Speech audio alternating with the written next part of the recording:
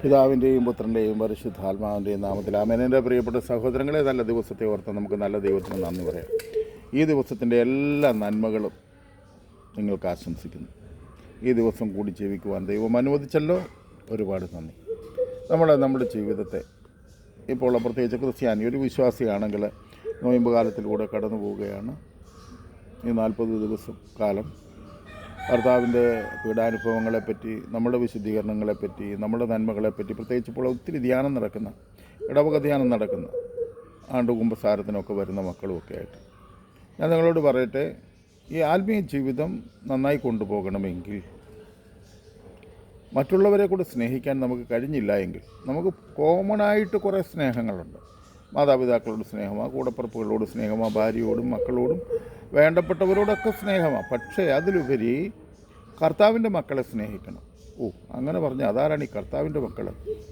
കർത്താവിൻ്റേതല്ലാതെ മക്കളൊന്നും ഈ ലോകത്തില്ല. അപ്പോൾ കർത്താവിൻ്റെ മക്കളാരാ? കർത്താവിൻ്റെ മക്കളെന്ന് പറഞ്ഞാൽ ആരോരുമില്ലാത്തവരും, അനാഥരും, തെരുവിൽ ജീവിക്കുന്നവരും, ഭിക്ഷക്കാരും, ഉപേക്ഷിക്കപ്പെട്ടവരും, അലഞ്ഞു തിരിയുന്നവരും, മാനസിക രോഗികളുമൊക്കെ കർത്താവിൻ്റെ ഒത്തിരി പ്രിയപ്പെട്ടവരാണ്. നമ്മളെപ്പോഴും ദേവാലയത്തിൽ പോകുന്നു, പ്രാർത്ഥിക്കുന്നു, പള്ളിയുടെ ഭണ്ഡാരത്തിലേക്ക് കാശിടുന്നു. അത് ചെറുതും വലുതുമായി തുട്ടുകളെല്ലാം ഇടും. സത്യത്തിൽ ആ കാശ് വല്ലതും കർത്താവിനാണോ കിട്ടുന്നത്? കർത്താവിന് കിട്ടുന്നില്ല. കർത്താവിന് കാശ് വേണ്ട പ്രിയപ്പെട്ടവരെ, കർത്താവിന് കാശ് വേണ്ട. പള്ളിയിൽ നേർച്ച കിട്ടാൽ പള്ളിക്കാര്യങ്ങൾ നടക്കാൻ ആ കാശ് ഉപയോഗിക്കും. മറിച്ച് വിശക്കുന്ന വയറിന് ഒരു നേരത്തെ ആഹാരമായി നിൻ്റെ പോക്കറ്റിലെ കാശ് മാറുമ്പോൾ, നിൻ്റെ വീട്ടിൽ വെച്ച് വിളമ്പുന്ന ആഹാരം ഒരു നേരത്തെ ഒരു പാവപ്പെട്ട മനുഷ്യന് നീ കൊടുക്കുമ്പോൾ, ആശുപത്രി പോകാൻ നിവൃത്തിയില്ലാത്തവന് നീ 100 രൂപ കൊടുക്കുമ്പോൾ, കൃത്യം കർത്താവ് പറഞ്ഞു, അത് എനിക്കാണ് തന്നത്, എനിക്ക് തന്നെയാണ് തന്നത്. അപ്പോൾ കർത്താവിന് കൊടുക്കണോ, പള്ളിക്ക് കൊടുക്കണം? പള്ളി കൊടുക്കുന്ന തെറ്റൊന്നുമില്ല കേട്ടോ, പള്ളിക്കാര്യങ്ങളൊക്കെ നടക്കാനായിട്ട്. പക്ഷെ പല പള്ളികളിലും സമ്പത്ത് കൂടിയതിൻ്റെ പരാജയങ്ങളാണ് നടക്കുന്നത്. ആത്മീയ ജീവിതം തകർത്തുകൊണ്ട് ഭൗതികത പട്ടിണി കണ്ട് പണിതൊരു പള്ളിയാണ്. അവിടെ നേർച്ചക്കാശ് വരവ് കൂടി. കൂടിക്കഴിഞ്ഞ് കഴിഞ്ഞപ്പോൾ പള്ളിയുടെ മുൻവശത്ത് ഓഡിറ്റോറിയം പണിയുന്നു, അതിന് പിരിവെടുക്കുന്നു, ഓഡിറ്റോറിയം പണിത് കാശുണ്ടാക്കുന്നു, പിന്നെ കടമുറി പണിയുന്നു. ഇതിൻ്റെ എല്ലാം കാശ് കൂടി സമ്പന്നമായ ഒരു ഇടവകയായി വരുന്തോറും അവിടെ തിന്മയുടെ മേതാട്ടം നടക്കുക. പിന്നെ കൈക്കാരനാകാനും കമ്മിറ്റിക്കാരനാകാനും ഒക്കെ അടിപിടിയാണ്. എന്തിനാണെന്ന് മാത്രം മനസ്സിലാകുന്നില്ല. അവിടെ വീഴുന്ന കാശ് പാവപ്പെട്ട മനുഷ്യർക്ക് എന്തെങ്കിലുമൊക്കെ നന്മ ചെയ്യാൻ ആദിമസഭയിലുണ്ടായിരുന്നത്. അവിടെ ആരും ദാരിദ്ര്യം അനുഭവിക്കുന്നവരുണ്ടായിരുന്നില്ല എന്ന് പറഞ്ഞാൽ അവർക്കുള്ള മുതലുകളിലെ വരുമാനങ്ങൾ നല്ലൊരു ഭാഗവും അവർ സഭയിൽ കൊടുത്ത് പാവപ്പെട്ടവർക്ക് കൊടുക്കാനായിട്ടായിരുന്നു.